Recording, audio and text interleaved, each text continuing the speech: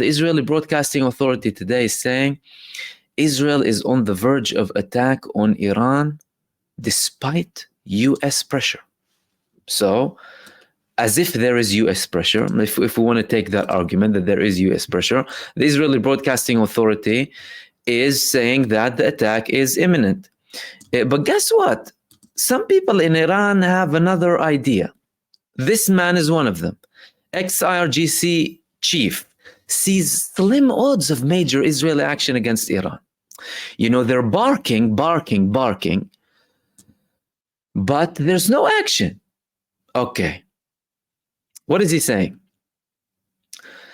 A former commander of the Islamic Revolutionary Guards Corps ruled out the possibility of the Zionist regime staging a major strike against Iran, saying Tehran has prepared plans for a retaliatory response multiple times harsher than any Israeli attack. They deserve attacks, not multiple, like hundreds of times harsher than any attack that they can conduct, to be fair. Not just multiple, you know. If he says hundreds of times harsher, that would be more suitable. Speaking to reporters in Tehran on Tuesday, Major General Muhammad Ali Ja'fari said that Israel is too small to carry out an attack against Iran. Indeed, they are too small, and they're cowards as well. But, you know, they might do something still because they're supported by the big genocidal state in the US administration. He said that the Zionist regime might launch a desperate, limited, and small-scale attack. So maybe he's referring to the fireworks that we've seen back in April, to boast that it has reacted to Iran's most recent missile strike, but it definitely cannot carry out a strike commensurate with the Operation True Promise 2. The general said he can confidently and definitely assure the Iranian people that the Zionist regime will not take any major or considerable measure, noting that whatever it does will be a mere desperate attempt. Major General Ja'fari stated that Iran's response to a possible Israeli attack will depend on the intensity of the enemy's strike, warning that Tehran has already prepared plans to show a reaction multiple times greater than any act of aggression.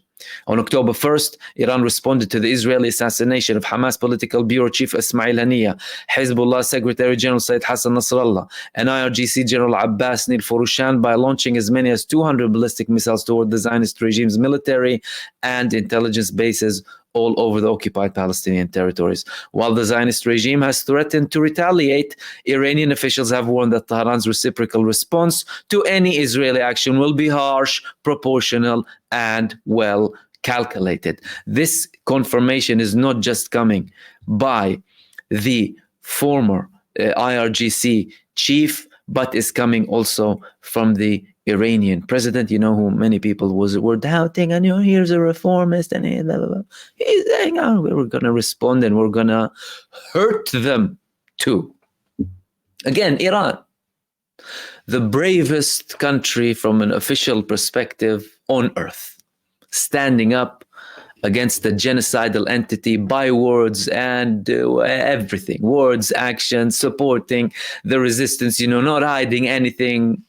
Everything is open. That's Iran for you.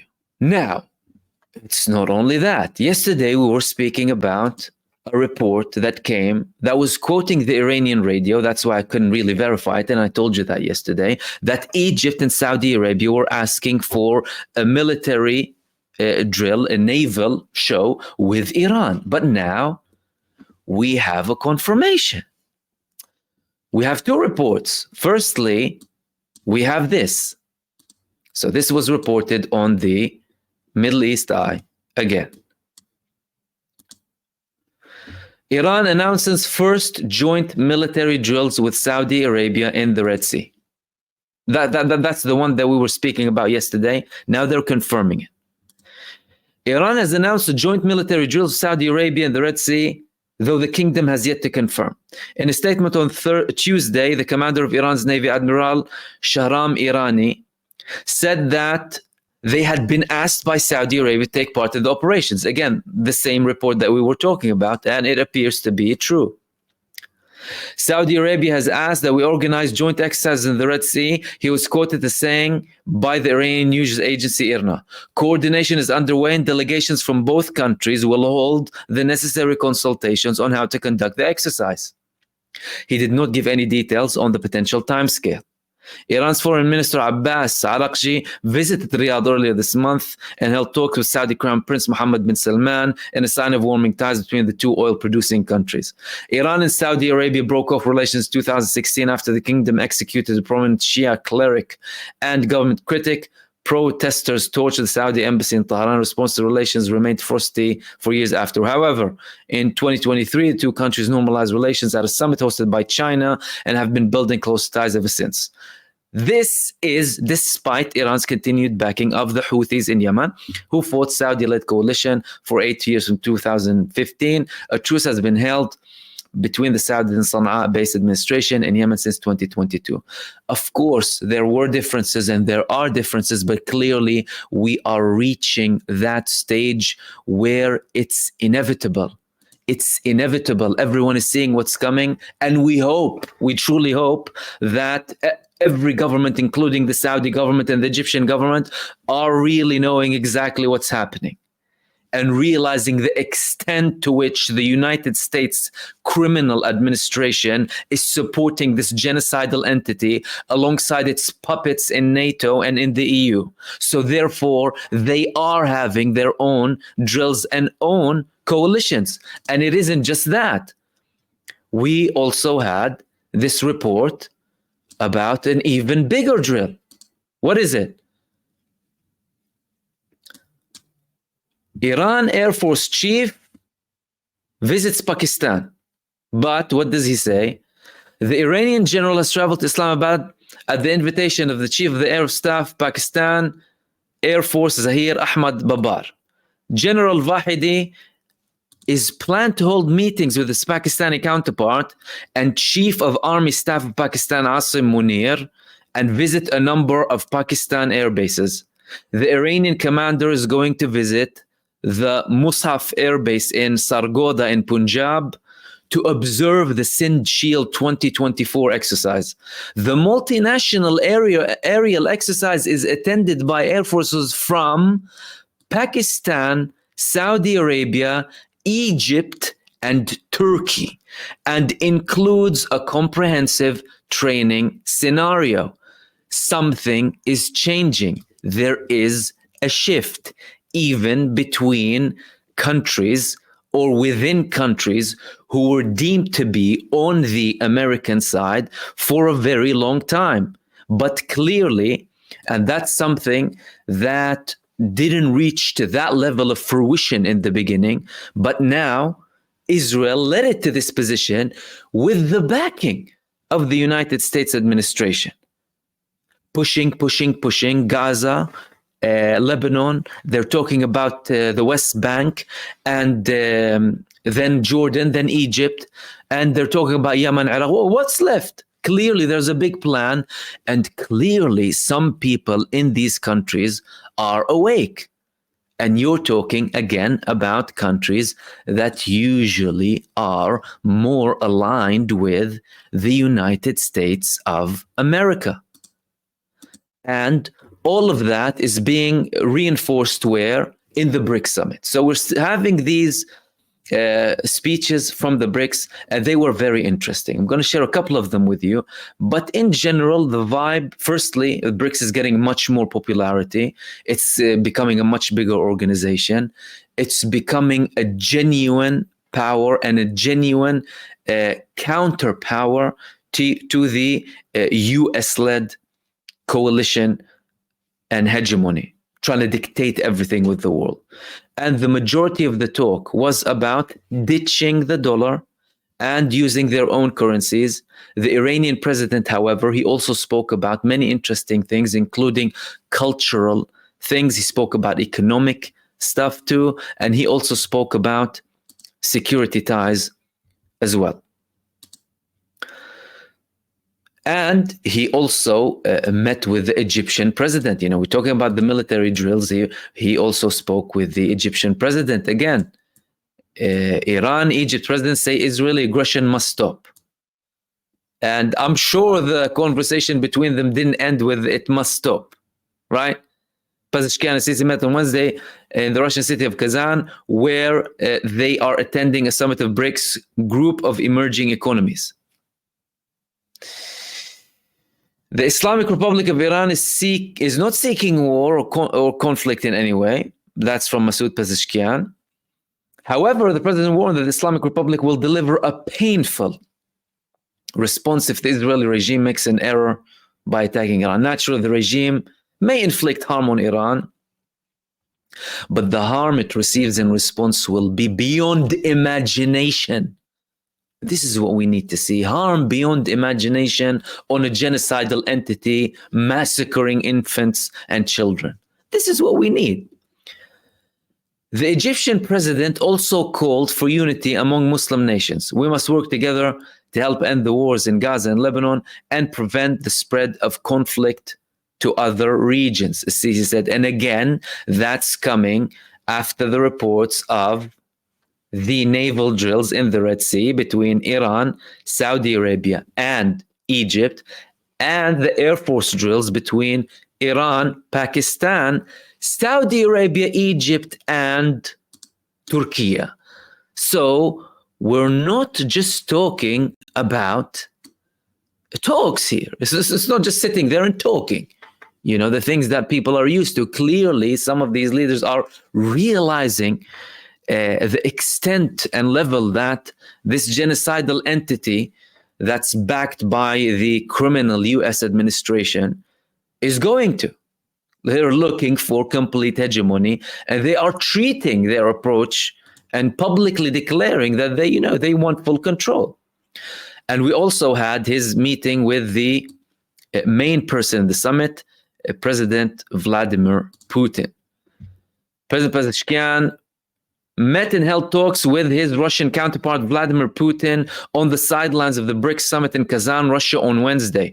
During the meeting, the Iranian president described the ties between Iran and Russia as strategic and inevitable, emphasizing the strong relations between the two nations would be mutually beneficial. Pezeshkian noted that Iran and Russia could engage in constructive interactions within the Brics framework and affirmed their commitment to continue this collaboration with vigor.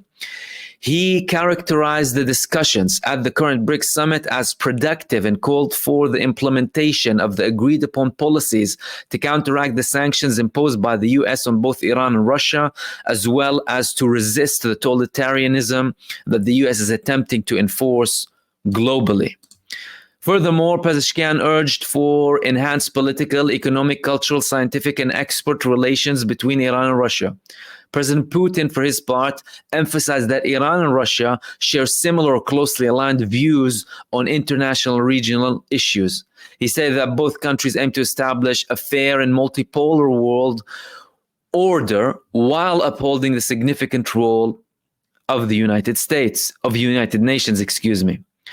The Russian president also sent warm greetings to the Supreme Leader of the Islamic Revolution of Iran, Ayatollah Sayyid Ali Khamenei, praising his valuable and constructive positions. The Iranian president also spoke about economic, he also spoke about cultural, and he also spoke about security matters as well. And we also heard the Iranian Supreme Leader talking about the resistance, the support of the resistance, of course not in the summit, but the fact that we are going to witness an era where the resistance will have more of a say when it comes to the future of the region. Meanwhile, what is the United States doing to counter this?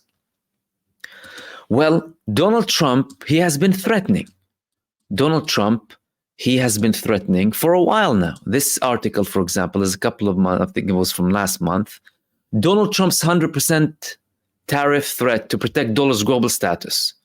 How India and the world could react. Okay, they're describing here how the world would react, but what I wanted to highlight here is that's the reaction.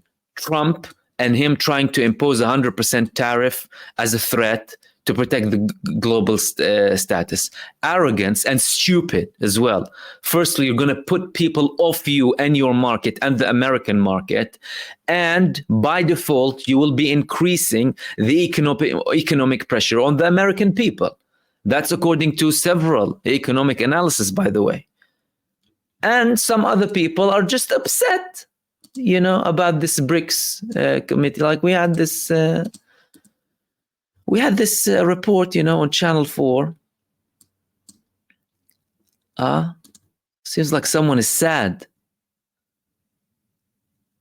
The Turkish President Recep Tayyip Erdogan is one of the world leaders in the BRICS summit hosted by President Putin in Russia. His attempt perhaps to reshape perception of the world order in a counterpoint to the Western alliance.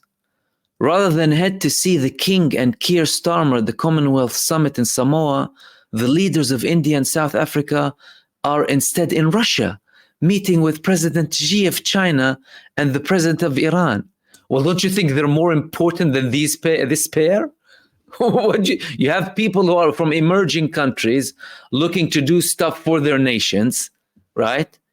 And looking to change the world we live in and make it a better place to live in with more equality, multipolarity, more justice for the majority, the global population of the world, versus people with a neo-colonial mentality full with colonialism and genocide and enslavement of other nations. What's the comparison? But again, some people it's like they're upset. They're upset that some people, are going to the summit. Oh no, why go to the summit?